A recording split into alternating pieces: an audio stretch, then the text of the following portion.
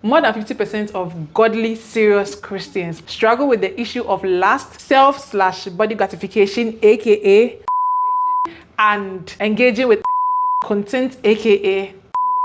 And let's talk about it. Here are 5 reasons why I think many Christians struggle with this issue. Number 1, they are not willing to acknowledge that this is a weakness and this is a struggle and they need help. I partially blame the church system and the church structure because a lot of Christians are unable to go to their men of God to seek help in this area because of fear of being judged, or because our men of God will be using our issues to be preaching on Sundays, which is very, very uncomfortable to the average believer. And also, many Christians who are seen as the spiritual, the serious ones, and are holding leadership positions in church find it difficult to acknowledge this struggle because they feel like, I'm a spiritual person, and then why should I be struggling with this thing?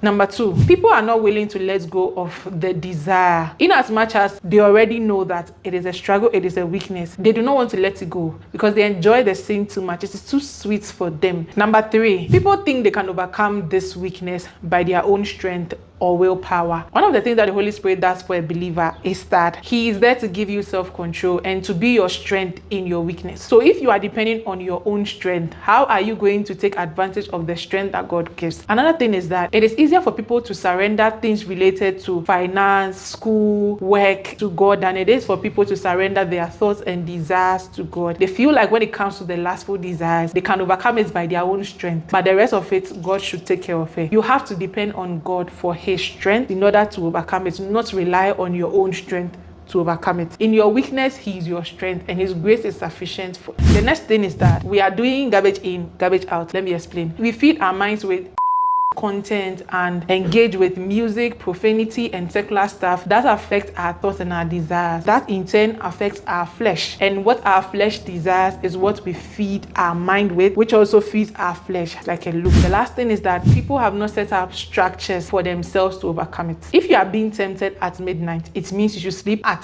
10 p.m. There are also apps that you can install on your phone which detect any form of things that you may be tempted to watch or engage in or even type, and they will block it immediately. This is my plea to our men of God, our pastors, our teachers, our leaders. Please, this is a sensitive issue to a lot of believers, especially the strongest soldiers, and it is very uncomfortable that you use their weaknesses to preach on Sundays. The church should also set up structures to make people very comfortable in speaking out about their struggles so they can seek the help that they need. I hope you learned something today. Thank you very much.